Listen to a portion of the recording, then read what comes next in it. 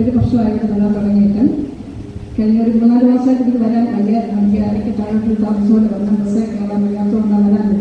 എങ്കിലും ഈ ശനിയാഴ്ച ദിവസം വീട്ടിൽ ഇരുന്നുകൊണ്ട് ഇവിടുത്തെ ആരാധന തുടങ്ങുന്ന സമയം പോലെ തിരിഞ്ഞു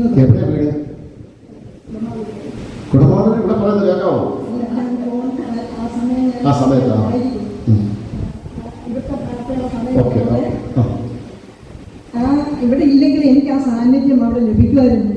ഞാൻ കണ്ണീരോടെ പ്രാർത്ഥന പല വിഷയമായിട്ടല്ല വന്നത്. അച്ഛനെ ഇടയ്ക്കൊന്നും കണ്ടപ്പോഴത്തെ അച്ഛൻ പറഞ്ഞു ഇടയ്ക്ക് ഒരു ദിവസം വരാൻ പറഞ്ഞു. ഇടയ്ക്ക് ഒരു ദിവസം വന്ന് ഞാൻ എൻ്റെ മൂത്ത മോനുമായിട്ട് വന്നു. മോൻ ഒത്തിരി വളരെയേറെ പ്രശ്നങ്ങളുടെ നടുവിലാണ് ഞാനിവിടെ വരുന്നത്. കാരണം മോൻ്റെ വസ്തു വിറ്റു, വ്യക്തിയിലായി, ജോലിയില്ല, അങ്ങനെ വളരെയേറെ നിരാശ അനുഭവത്തിലാണ് ഞാൻ ഇവിടെ വരുന്നത്. അത് 10 ധ്യാനം കൂടണമെന്നുള്ളത്. പിന്നെ അത് വെച്ചാൽ എനിക്ക് എല്ലാ ആഴ്ചയിലും വരാൻ പറ്റുമെന്ന് തോന്നുന്നില്ല. കാരണം എൻ്റെ ആരോഗ്യ പ്രശ്നം, മാനസികമായ സംഘർഷം എല്ലാം ഉണ്ട്. വരാൻ പറ്റുന്നിടത്തൊക്കെ ഞാൻ പറ്റുമ്പോഴൊക്കെ ഞാൻ വരാൻ തുടങ്ങി. പക്ഷേ ആദ്യത്തെ 6 ആഴ്ച എനിക്ക് മുടങ്ങാതെ വരാൻ ദൈവം സഹായിച്ചു. പിന്നെ എനിക്ക് മുടങ്ങി. അത് കഴിഞ്ഞ് ഞാനിവിടെ കഴിഞ്ഞ പ്രാവശ്യത്തെ ഒക്ടോബർ മാസത്തിലെ പ്രാർത്ഥന എഴുതി വെച്ചാൽ ദൈവഹിതമെങ്കിൽ എൻ്റെ മോനെ വിദേശത്ത് പോകാൻ സഹായിക്കണമെന്ന്. കാരണം വേറെ ഏത് നാട്ടിൽ ജോലി ചെയ്താൽ 10,000-15,000 രൂപയെ ശമ്പളം കിട്ടത്തുള്ളൂ. അത് കിട്ടിയാലൊന്നും അതിൻ്റെ ബാധ്യതകളൊന്നും തീരത്തില്ല. അപ്പം വിദേശത്ത് പോയാൽ ഇന്ന് ഞാൻ ആഗ്രഹിച്ചു. പക്ഷേ ദൈവത്തിൻ്റെ ഹിതം എന്താണ് അത് നടക്കണമെന്ന് ഞാൻ പ്രാർത്ഥിച്ചുള്ളൂ. ഇവിടെ ഒന്ന് ഞാൻ ആ പ്രാർത്ഥനാ വിഷയം എഴുതിയിട്ടു. ദൈവത്തിൻ്റെ കൃപയാല് 3 മാസം കഴിഞ്ഞപ്പോഴത്തേക്കും അവന് പോകാനുള്ള പേപ്പേഴ്സൊക്കെ വരികയായിരുന്നു. ഞാൻ ആരോടും പറഞ്ഞില്ല. ഞാനിവിടെ അച്ഛനെ ഇടയ്ക്കൊന്നും വിളിച്ചിട്ട് എനിക്ക് കിട്ടിയില്ല. പക്ഷേ പിന്നെ ഒരു പ്രാവശ്യം വന്നപ്പോൾ ഞാൻ അച്ഛനോട് ഇങ്ങനെ പറഞ്ഞായിരുന്നു. അച്ഛൻ പറഞ്ഞ് സാറില്ല, പ്രാർത്ഥിക്ക്, ദൈവം അത്ഭുതം പ്രവർത്തിക്കുമെന്ന് പറഞ്ഞു. ഞാൻ അതിന് വിശ്വസിച്ചു. കഴിഞ്ഞ ജൂൺ മാസം 20-ആം തീയതി അവന് ഓസ്ട്രേലിയക്ക് പോകാൻ സാധിച്ചു. ഇപ്പോൾ 1 മാസമാകുന്നു. ദൈവം അത് അത്ഭുതം ചെയ്യുമെന്ന് ഞാൻ വിശ്വസിക്കുന്നു. ജോലിയിൽ ഒരാഴ്ച തന്നെ 2-3 വിസ സാക്ഷ്യമുണ്ട് അല്ലേ? ഉണ്ടോ? ഉണ്ടല്ലേ? ഇപ്പൊ നമ്മള് ഈ പ്രാർത്ഥന ആരംഭിച്ചതായിരുന്നു 3 വർഷം കഴിഞ്ഞു. നിങ്ങളൊന്ന് കൂട്ടി നോക്കിയേ. അവരോടെല്ലാം 1 മാസത്തെ ശമ്പളം തരണമെന്ന് ഞാൻ പറഞ്ഞു വിട്ടിരുന്നത്. നിങ്ങളോട് ഞാൻ പായത്തിനെ കയ്യിട്ട് ഇറക്കേണ്ട ആവശ്യം ഉണ്ടായിരുന്നോ? ഉണ്ടായിരുന്നോ? നിങ്ങൾ ഇനി മുതൽ ഞാൻ വിസായിക്ക് വരുന്നവരോട് ആദ്യമേ തന്നെ പറയാൻ പോകുന്നത് 1 മാസം ശമ്പളം തരണമെന്ന്. പറയണോ? വേണ്ട. ഇന്ന് പറഞ്ഞ് നമ്മൾ ആരോടും പൈസ ചോദിച്ചിട്ടുണ്ടോ? ഇവിടെ ഇരിക്കുന്ന ആർക്കെങ്കിലും പറയാൻ പറ്റുമോ അച്ഛൻ പൈസ ചോദിച്ചത്? ഇന്നലെ ഒരാള് വലിയൊരു ക്യാപ്റ്റൻ എന്താ ട്രസ്റ്റിന്റെ മാനേജർ വന്നിട്ട് പുള്ളി ഏതാണ്ട് കുറെ നോട്ട് കെട്ടിടാൻ പറഞ്ഞു. ആദ്യമായിട്ട് വരും. ഞാൻ പറഞ്ഞു ചേട്ടാ വേണ്ടെന്ന്, ഇവിടെ പൈസ ഇടപാടില്ലെന്ന് പറഞ്ഞു.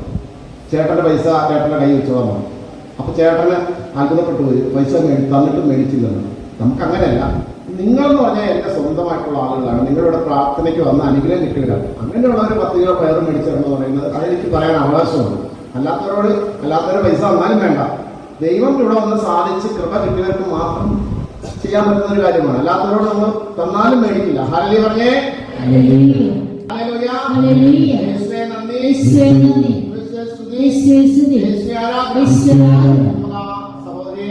സഹോദരി മകനെ എല്ലാം സമർപ്പിച്ച് എല്ലാവരും പ്രാർത്ഥിച്ചേ.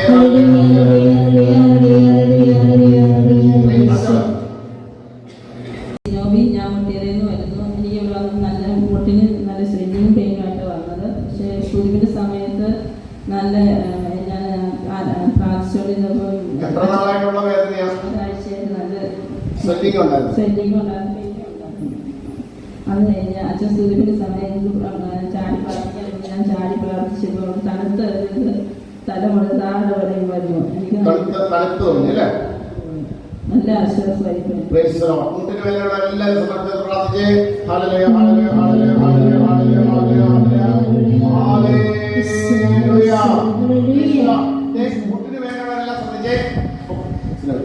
നിങ്ങളെല്ലാം ചെയ്യേണ്ടത് ഇവിടുത്തെ എണ്ണ വ്യഞ്ജനിച്ച് പ്രാർത്ഥിക്കുക. നിങ്ങൾ ഈ വ്യഞ്ജനിക്കുമ്പോ ശ്രദ്ധിക്കുക, നിങ്ങളെല്ലാ പള്ളികളിലും വ്യഞ്ജനിക്കുന്നത്.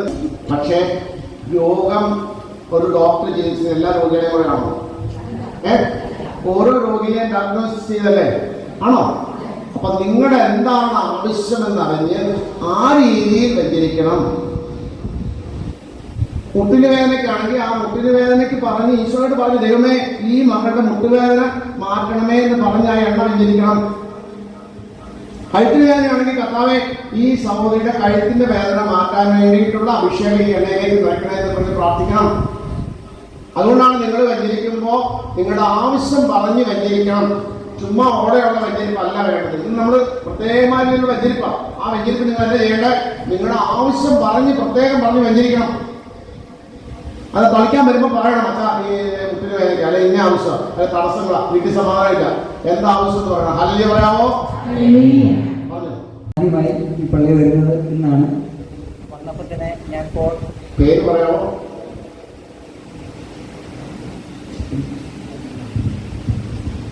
ഈ പള്ളിയിലേക്ക് ഞാനൊരു മൈക്ക് മേടിച്ചു കൊടുക്കും. ഞാനൊരു ലൈറ്റ് ആൻഡ് സൗണ്ടിൻ്റെ ആളാണ്. എൻ്റെ പേര് റോബിൻ ആണ്. മാനസോപ്പിലാണ് എൻ്റെ വീട്. PC ലൈറ്റ് ആൻഡ് സൗണ്ടിൻ്റെ ഒരു സൗണ്ടാണ്. നിങ്ങൾക്ക് ആർക്കെങ്കിലും ഇത്രയും നാളെ ഞാൻ പൊട്ട മൈക്ക് ഉപയോഗിച്ചിട്ട് നിങ്ങൾക്ക് തോന്നി വരും മൈക്ക് മേടിച്ചത്? ഇല്ല. അതാണ് ആണത്തോള. ഞാൻ ആദ്യമേ മാതാവിനോട് എൻ്റെ ക്ഷമാപണം പറയണം. ഞാനിവിടെ വന്ന ഉടനെ പോകാനാണ് വന്നത്. എൻ്റെ ആൻറ്റി മമ്മീനെ ഞാൻ വിളിക്കുന്നത്. വേറെ അയലോകത്തുള്ള 2 പേരും 3 പേരും ഉണ്ടായിരുന്നു കൂടെ. അവരെ ആക്കിയിട്ട് ഞാൻ പോകാനാണ് ഇവിടെ വന്നത്. വന്നു കഴിഞ്ഞപ്പോൾ എനിക്കൊരു ആഗ്രഹം തോന്നി. മമ്മി പറഞ്ഞ് നേർച്ചയിട്ടിട്ട് പോകുമ്പോൾ അങ്ങനെ നിങ്ങളെല്ലാവരും ഇരിക്കുമെന്നാണ് അച്ഛനെ കാണാൻ നിൽക്കണേ. പക്ഷേ ഞാനിവിടെ നിന്ന് പ്രാർത്ഥിച്ചപ്പോൾ മമ്മി എന്നെ ഓടി വന്ന് വിളിച്ചു, അപ്പോൾ അച്ഛനെ കാണാൻ പറഞ്ഞു. അപ്പോൾ അച്ഛൻ്റെ അടുക്കൽ ചെന്നപ്പോഴും ഞാൻ അച്ഛനോട് പറഞ്ഞതാണ്, അച്ഛാ ഞാൻ എപ്പോൾ ഫോൺ വന്നാലും ഞാൻ ഇവിടെ പോകും. എനിക്ക് ഇന്ന് അത്യാവശ്യമായി ഒരു 3 ലക്ഷം രൂപ ആഗ്രഹം, ഒരു ജനറേറ്റർ മേടിക്കാൻ എനിക്ക് വേണം. അപ്പോൾ അതിനുവേണ്ടി ഞാൻ പലരും വിളിച്ച് ചോദിക്കാനാണ് ഞാൻ ഇവിടെ ഇറങ്ങണമെന്ന് പറഞ്ഞായിരുന്നു. പക്ഷേ എൻ്റെ ഫോൺ ബെല്ലടിച്ചാലേ ഞാൻ പോകണമെന്ന് പറഞ്ഞായിരുന്നു. അപ്പോൾ ദൈവാനുകരിച്ച് ഇതുവരെയായിട്ട് ആ ഫോൺ ബെല്ലടിച്ചിട്ടില്ല. അതുകൊണ്ട് എനിക്ക് ഉറപ്പുണ്ട്, എൻ്റെ ഒരു വിശ്വാസം വളരെ വലുതാണ്. കാരണം എന്താ വെച്ചാൽ ഞാൻ കോട്ടയത്ത് നാവമ്പഴപ്പള്ളിയിൽ ഒരു 18 കൊല്ലമായിട്ട് പോകുന്ന ഒരു വ്യക്തിയാണ്. അവിടെ നിന്ന് ഞാൻ മുട്ടിപ്പായി പ്രാർത്ഥിച്ചിട്ട് കിട്ടാത്ത ഒന്നുമില്ല. ഇന്നും ഈ 9 ചൊവ്വാഴ്ചയ്ക്കുള്ളിൽ എൻ്റെ ആഗ്രഹം സാധിക്കും. ഇന്നിപ്പോൾ അച്ഛൻ പറഞ്ഞൊരു കാര്യം ഞാൻ എടുത്തു പറയുകയാണ്. ഞാനൊരു 7 ആഗ്രഹം മനസ്സിൽ ആഗ്രഹിച്ചു. ആ 9ആയിട്ട് 16, അതായത് ഇവിടുത്തെ ശനിയാഴ്ച 16 ശനിയാഴ്ചയ്ക്കുള്ളിൽ എൻ്റെ ആഗ്രഹം സാധിച്ചിരിക്കും. അതെനിക്ക് നല്ല ഉറച്ച വിശ്വാസമാണ്. പിന്നെ എൻ്റെ കാലിന് ഒരു ചെറിയ പ്രശ്നമുണ്ട്. അത് ചൊറിഞ്ഞു പൊട്ടിയതാണ്. അച്ഛൻ പറഞ്ഞ് കുഷ്ഠരോഗികളെ പോലെ എൻ്റെ കൊച്ചു എന്നോട് പറഞ്ഞാൽ കാല് കണ്ടപ്പോൾ അവൻ്റെ വേദന ഉണ്ട്. അപ്പം അന്നും ഞാൻ അവൻ്റെ അടുക്കൽ പറഞ്ഞു കൊടുത്ത്, എടാ നമ്മൾ മറ്റുള്ളവരുടെ വലിപ്പത്തിൽ നോക്കരുത്, നമ്മളിൽ താഴെയുള്ളവരെ നോക്കണം. അവനിപ്പോൾ കാറുണ്ട്, നമുക്ക് ബൈക്കുള്ളവരെ ഓർക്കണം. നിനക്ക് കാറുണ്ട്, നീ ഇപ്പോൾ കാറിൽ യാത്ര ചെയ്യുന്നുണ്ടെങ്കിൽ നീ ബൈക്കുള്ളവരെ ഓർക്കണം, അല്ലാതെ അതിന് മേലുള്ളവരെ ചിന്തിക്കരുത്. അതിപ്പോൾ ഞാനൊരു വലിയ ഇതായിട്ടൊന്നും പറയാനുള്ള വിദ്യാഭ്യാസവും കഴിവൊന്നും എനിക്കില്ല. പക്ഷെ അച്ഛൻ പറഞ്ഞൊരു കാര്യമുണ്ട്, ഇവിടെ നിന്ന് മുട്ടിപ്പായി പ്രാർത്ഥിച്ചാൽ കിട്ടുമെന്ന് എനിക്ക് ഉറപ്പുണ്ട്. കാരണം എൻ്റെ പെടലിക്ക് നല്ല വേദനയാണ്. എനിക്ക് വേദനപ്പോൾ ഭയങ്കര വേദനയോടെയാണ്. ഇവിടെ നിന്ന് അച്ഛൻ തുള്ളാനൊക്കെ ആദ്യം പറഞ്ഞപ്പോഴൊക്കെ എനിക്കൊരു ചമ്മലല്ലായിരുന്നു. എൻ്റെ പെടൽ വേദന കൊണ്ടാണ് ഞാൻ തുള്ളാറ്. അച്ഛൻ ഒരു ചേച്ചി തുള്ളി വന്ന് ഇടിച്ചിടിച്ച് പോയപ്പോഴും ഞാൻ ആ ചേച്ചിയെ നോക്കിയപ്പോഴുള്ളൂ. ആ ചേച്ചിയുടെ അതുകൊണ്ട് അച്ഛൻ ഞാൻ പറഞ്ഞില്ലേ ഇത് ഭയങ്കര ബുദ്ധിമുട്ടാണ്. അച്ഛനും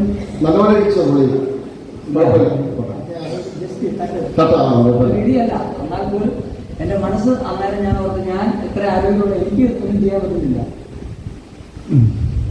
അപ്പൊ ഞാൻ എന്നെ പറഞ്ഞു വേദന പോയോ? എന്റെ പെട്ടെന്ന് വേദന മാറി. പൂർണ്ണമായിട്ട് മാറി. പൂർണ്ണമായിട്ട് നല്ലൊരു കൈയ്യെടുത്ത് എടാ ഇനി എവിടാണ്ടൊക്കെ പോയി ഒത്തിരി ചൊവ്വാഴ്ച പ്രാർത്ഥിച്ചെങ്കിൽ ഇവിടെ വന്നിട്ടില്ല പെടലുവേദന മാറ്റുന്നത്. അച്ഛാ അത് ഞാൻ അംഗീകരിക്കാം. അല്ലേ? നീ ഇത്രയും നാളെ വേദന വെച്ചോണ്ട് നീ ഇതൊക്കെ ചെയ്യുമ്പോഴൊക്കെ വേദനയില്ലായിരുന്നോ? ഞാൻ പറഞ്ഞില്ല അച്ഛാ, അത് ഞാൻ അംഗീകരിക്കാം. പക്ഷെ ഞാൻ പറഞ്ഞില്ലേ, ഞാൻ പോകുന്നത് ഇതിലും ഞാൻ ഇവിടെ ഫസ്റ്റ് ഡോണേ വന്നത്. അപ്പൊ എനിക്ക് ഫസ്റ്റ് അത്ര കിട്ടിയില്ലേ? അതാണ് കാലിന്റെ പ്രശ്നം മാറിയല്ലോ. കാലിന് പ്രശ്നം എന്താ വെച്ചാൽ 21 വർഷമായിട്ട് എൻ്റെ കാലിന് പാറുണ്ട്. കൂടാതെ 1.5 കൊല്ലം നമ്മൾ ഒരു കാലിൽ ചൊറിഞ്ഞു പൊട്ടിയതാണ്. നല്ലം കൊണ്ട് ചൊറിഞ്ഞു പൊട്ടി അത് പഴുത്ത് ഷുഗർ ഉണ്ട്. എനിക്ക് 8 വർഷമായിട്ട് ഷുഗർ പോയതാണ് ഞാൻ. അത് മാറിയോ? അത് കുറഞ്ഞുകൊണ്ടിരിക്കുക. അപ്പൊ ഞാനിപ്പോ വ്യത്യാസം ഉണ്ടല്ലോ. ഇവിടെ വ്യത്യാസം ഉണ്ടായോ? അതെന്നെ പഠിപ്പിക്കണം. നിന്റെ 2 ആഴ്ച, അതായത് ഈ നമ്മുടെ പ്രാർത്ഥനയുടെ എത്ര വർഷമായിട്ട് തുറന്നു കൊടുക്കുന്നത്? ഇത് 1 വർഷമായതോ? 1 വർഷമായി. 1 വർഷമായോ വന്നു? 21 വർഷം ഉണ്ടല്ലോ. 21 വർഷമായിട്ട് പാടുന്ന കാലമുണ്ട്. ശരി, ഈ പ്രാർത്ഥനയിൽ നീ പങ്കെടുത്താൽ അത് തീരുന്നതിന് മുമ്പ് നീ 21 വർഷമായിട്ടുള്ള നിന്റെ ചൊറിഞ്ഞുകൂട്ടിലും പാടും മാറിപ്പോകുമെന്ന് കർത്താവിന്റെ നാമത്തിൽ ഞാൻ നിന്നോട് പറയും. എനിക്ക് കുറച്ച് വിശ്വാസമുണ്ടല്ലോ. Praise the Lord. Hallelujah. Hallelujah. സ്പോണ്ടിലോസിസിന് അസുഖമുണ്ടോ? സ്പോണ്ടിലോസിസ് മാറി അല്ല ഉണ്ടായിരുന്നു അല്ലേ? ആണല്ലേ? ഇപ്പൊ സാധിക്കുന്നത് അത് ശരി. ഒരു കുഴപ്പമില്ല. Very good. നല്ല കൈഡീസ് കൊടുത്തേ. പ്രാർത്ഥിച്ചേ.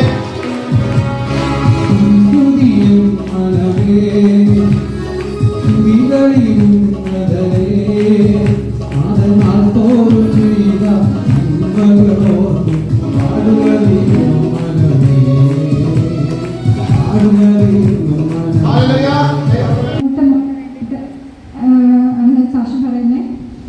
അവൻ 10ാം ക്ലാസ്സിലായിരുന്നു.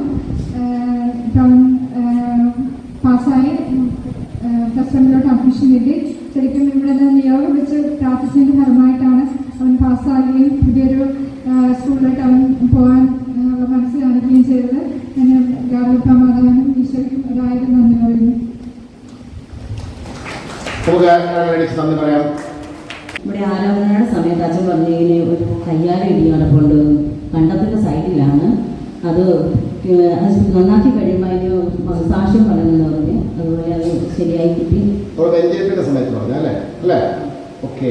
എന്നിട്ട് അത് ആ ഇടിഞ്ഞു പോയായിരുന്നു. കറക്റ്റ് ആയിരുന്നു. ഹല്ലേലൂയ പറഞ്ഞേ. നല്ലൊരു നന്നാക്കി. നല്ലൊരു റേഡിയോ ഈശോയ്ക്ക്.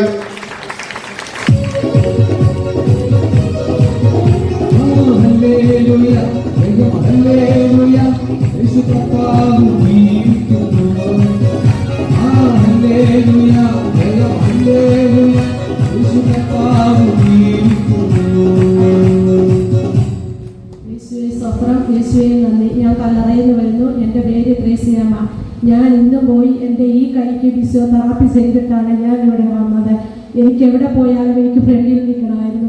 എൻ്റെ കൈക്ക് എന്തോ ഭയങ്കര ഒരു വേദന. ഞാൻ ചേച്ചിയോട് പറഞ്ഞു, ചേച്ചി ഞാൻ ഫ്രണ്ടിൽ പോയി നിന്നാൽ എൻ്റെ കൈ എനിക്ക് അടിക്കാൻ പറ്റത്തില്ല. 2 മാസമായി എനിക്കിത് തുടങ്ങിയിട്ട്. ഫിസിയോതെറാപ്പി ഞാൻ ഇന്നും വന്ന് ചെയ്തേച്ചാൽ ഞാൻ ഇവിടെ വന്നത്. എൻ്റെ കൈക്ക് ഭയങ്കര മരവലായിരുന്നു. കർത്താവ് എന്നെ പൂർണ്ണമായിട്ട് എനിക്ക് സൗഖ്യം ഈശോ തന്നു. ഒരു കുഴപ്പമില്ല, വേദനയില്ല, വേദനയൊന്നുമില്ല, പരിപൂർണ്ണമായി സുഖപ്പെട്ടു. ഈ ഫിസിയോതെറാപ്പി ചെയ്യണ്ട. നല്ലൊരു കൈ. ഈ ചേച്ചിയെ കർത്താവ് തൊടുന്നത് ഞാൻ കണ്ടോണ്ടിരിക്കും. ചേച്ചി കരച്ചിൽ വന്നല്ലേ? നല്ലൊരു കരഞ്ഞു അല്ലേ? അത് ആ അഭിഷേകത്തിന്റെ കരച്ചിലാണ് കേട്ടോ. ചേച്ചി പൊട്ടിക്കരഞ്ഞല്ലേ? കണ്ണിന് ഒത്തിരി വെള്ളം വന്നല്ലേ?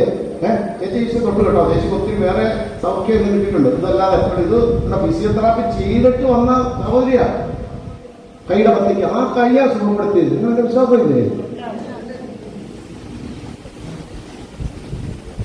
കബർനാമേ, നീ സ്വർഗത്തോളം ഉയർത്തപ്പെട്ടു, പാതാളത്തോളം താഴ്ത്തപ്പെടും. നിങ്ങളിൽ നടന്ന ഈ അത്ഭുതങ്ങൾ കയറിലും സീറോയിലുമായിരുന്നുവെങ്കിൽ അവ പണ്ടേ ചാക്കൂട്ടി ചാരം വീശി ഉപവസിക്കുമായിരുന്നു. ഇതോ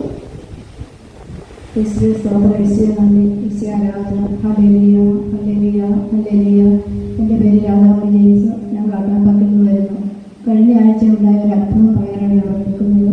എനിക്ക് 11 മാസമായിട്ട് ഞാനൊന്ന് തെന്നി വീണതായി കൈകുത്തിയ വീണു. പക്ഷേ എൻ്റെ നട്ടലിൽ ഇവിടുന്ന് ഞരമ്പിന് എന്തോ പ്രശ്നം ഉണ്ടായിട്ട് എന്തെങ്കിലും ചെയ്ത് കഴിയുമ്പോൾ നട്ടലിൽ വന്നത് 100 വലിയുമ്പോൾ എനിക്ക് എപ്പോൾ ഉണ്ടാകാറുണ്ട്. ഞാൻ ഈ പ്രാർത്ഥനയിലൊക്കെ സമർപ്പിച്ച് പ്രാർത്ഥിക്കാറുണ്ട്. കഴിഞ്ഞ ആഴ്ച സൂപ്പിൻ്റെ സമയത്ത് അച്ഛൻ പറഞ്ഞു നട്ടലിന് വലിയ 2 പേരെ സുഖപ്പെടുത്തണമെന്ന് പറഞ്ഞു. അന്നേരം ഞാൻ ഓർത്ത് ഒന്ന് ഞാനായിരിക്കും എന്ന് ഓർത്ത് ഞാൻ വിശ്വസിച്ചേറ്റ് നിന്നു. അപ്പം അച്ഛൻ പറഞ്ഞു ശനിയാഴ്ച സാക്ഷ്യപ്പെടുത്തണമെന്ന് പറഞ്ഞു. പക്ഷേ ഞാൻ ഇന്നലെ മുഴുവൻ വിത്തുകളും പുല്ലുകളും എല്ലാം പറിച്ച് മരത്തിൻ്റെ ഓരോരോ കമ്പുകളും എല്ലാം കെട്ടിയിട്ടും എനിക്ക് യാതൊരു കുഴപ്പവും ഉണ്ടാകുന്നില്ല. അതുപോലെ കഴിഞ്ഞ അഭിഷേക പ്രാർത്ഥനയുടെ സമയത്ത് എക്സ്റേ എടുക്കുമോ എന്തെങ്കിലും ചെയ്തിരുന്നോ? എക്സ്റേ എടുത്തായിരുന്നു. അതിന്റെ റിപ്പോർട്ടുണ്ടോ? കൊണ്ടുപോകുന്നില്ല. നല്ല കാര്യം.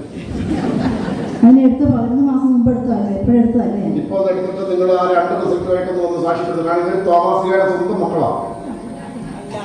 വിശ്വാസമില്ലേ? ഉണ്ടോ? ആ എന്നാൽ നല്ലൊരു കൈയ്യടി ഈശോ കൊടുത്തേ.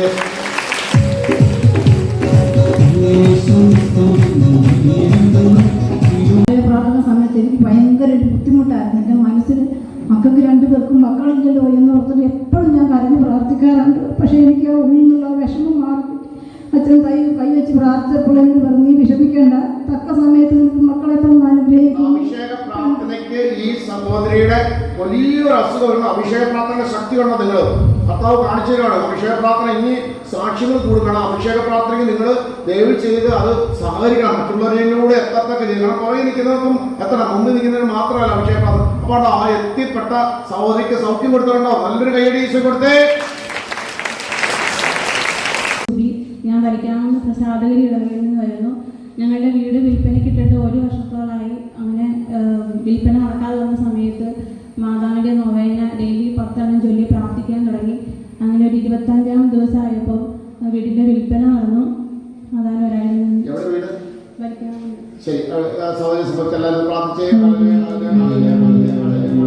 നന്ദി. എൻ്റെ പേര് ആൻസി, ഞാൻ മങ്ങാട്ടിൽ നിന്ന് വരുന്നു. എൻ്റെ മോൾക്ക് വേണ്ടി ട്രാവൽ സാക്ഷ്യം പറയാനാണ് ഞാൻ ഇവിടെ വിളിക്കുന്നത്. എൻ്റെ മോള് BSc നഴ്സിംഗ് കഴിഞ്ഞ് പഠിത്തം കഴിഞ്ഞ് വീട്ടിൽ വന്ന് അവൾ അവിടെ കൂട്ടുകാരി ജോലിക്ക് വേണ്ടിയിട്ട് അപ്ലൈ ചെയ്തു. കൂട്ടുകാരിക്ക് കിട്ടി, ഇവർക്ക് കിട്ടിയില്ല. അപ്പോൾ ഞാനിവിടെ വന്ന് അച്ഛനോട് പറഞ്ഞു, അച്ഛൻ അത് നോക്കിയിരിക്കണമെന്ന് ചോദിച്ചപ്പോൾ അച്ഛൻ പറഞ്ഞ് വേറെ കൊടുത്തോ, വേറെ അപേക്ഷിച്ചോളാൻ പറഞ്ഞു. ഞാനൊരു തിങ്കളാഴ്ചയാണ് ഇവിടെ വന്നത്. ഞാൻ വീട്ടിൽ ചെന്ന് മോളോട് പറഞ്ഞു, മോളെ അച്ഛൻ പറഞ്ഞു വേറെ അപേക്ഷിക്കാനാ പറഞ്ഞെന്ന് പറഞ്ഞു. അതെ. അപ്പം കൊച്ചു തിങ്കളാഴ്ച തന്നെ അപ്ലൈ ചെയ്തു. ചൊവ്വാഴ്ച അവർ ഇൻ്റർവ്യൂവിന് വിളിച്ചു. ബുധനാഴ്ച ഇൻ്റർവ്യൂ പാസ്സായെന്ന് പറഞ്ഞു. വ്യാഴാഴ്ച മോള് ടിക്കറ്റ് എടുത്തു. വെള്ളിയാഴ്ച ഡൽഹിക്ക് ജോലിക്ക് പോയി. ഞായറാഴ്ച അവിടെ എത്തി. തിങ്കളാഴ്ച അവൾ ജോലിക്ക് ജോയിൻ ചെയ്തു. അത് കഴിഞ്ഞ് അവൾക്ക് ഹോസ്റ്റലിൽ കിട്ടിയില്ല. ഇല്ല, പഴയ സ്ഥലത്തൊന്നും വിളിച്ചില്ല. പഴയ സ്ഥലത്ത് ഈ കൂട്ടുകാരികൾ എത്ര പേരുണ്ടായിരുന്നു? ഒരാളെ ഉണ്ടായിരുന്നു. മറ്റുള്ളവർ എത്ര പേര്? ആദ്യം കൊടുത്തത് എത്ര പേരുണ്ടായിരുന്നു? 2 പേര്. 2 പേര്. ആ 2 പേർക്കും കിട്ടി. ഇവർക്ക് കിട്ടിയില്ല കേട്ടോ. ആ 2 പേർക്കും കിട്ടിയില്ല. പക്ഷെ ഇവിടെ രണ്ടാമത് അത് നോക്കിയിരുന്നെങ്കിൽ ഇപ്പൊ കിട്ടുമായിരുന്നോ? ഇല്ല. എന്നെ വേണ്ടാതെ ഇല്ല. അത് കഴിഞ്ഞ് വായി നിന്ന് മൊഴി കിട്ടിയോ? ഹോസ്റ്റലിൽ കിട്ടിയില്ലായിരുന്നു. അത് കഴിഞ്ഞ് ഇവിടെ ആരാധനയ്ക്ക് വന്നപ്പോൾ അച്ഛൻ പറഞ്ഞു 10 നൊവേന ദിവസം ചെല്ലിക്കോളാൻ പറഞ്ഞു. ഞാനത് വിശ്വസിച്ച് ഞാൻ പ്രാർത്ഥിച്ച് അതിൻ്റെ ഫലമായി അച്ഛനോട് വന്ന് പറഞ്ഞപ്പോൾ അച്ഛൻ പറഞ്ഞു ഒരാഴ്ചക്കകം ഹോസ്റ്റലിൽ കിട്ടുമെന്ന് പറഞ്ഞ്. ഇപ്പോൾ ഹോസ്റ്റലിൽ കിട്ടി. ദൈവം തന്ന അനുഗ്രഹത്തിന് 1000 കോടി സ്തുതികളും.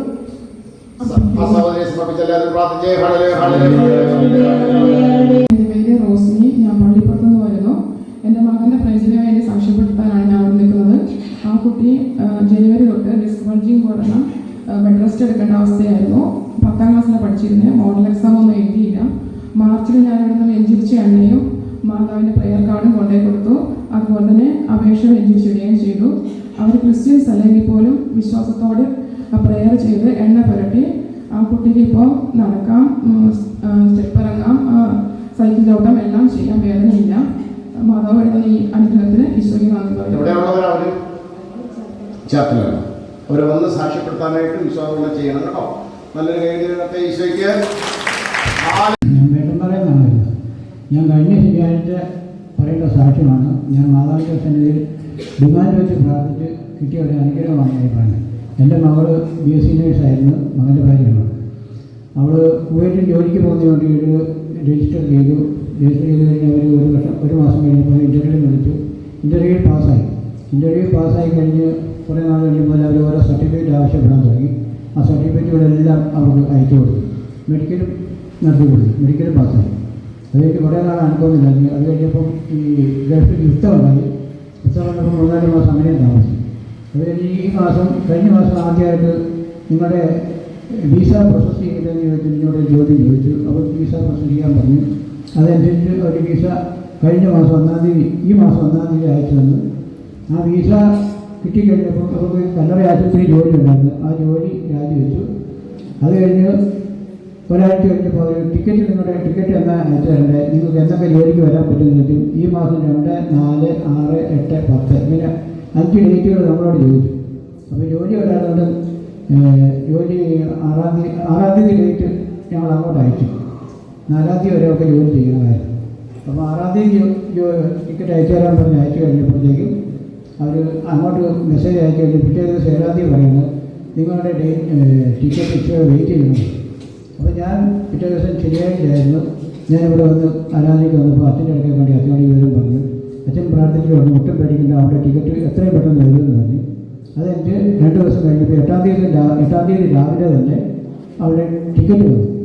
10-ാം തീയതി വെള്ളിയാഴ്ച വെളുപ്പിന് 3 മണിക്ക് എറണാകുളത്ത് നിന്ന് ജോലിക്ക് പോകാൻ സാധിച്ചു. ഞാൻ മാതാവിൻ്റെ അടുത്ത് ഡിമാൻഡ് വെച്ചാൽ ഞാൻ പ്രാർത്ഥിച്ചത്. കഴിഞ്ഞ ശനിയാഴ്ച അതെ കഴിഞ്ഞ ശനിയാഴ്ച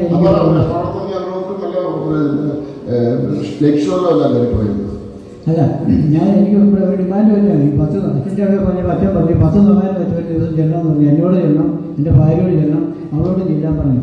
അങ്ങനെ ഞങ്ങൾ 10 നൊവേന എല്ലാ ദിവസവും ചെല്ലുമായിരുന്നു, 10-ൽ കൂടുതലും ചെല്ലുമായിരുന്നു.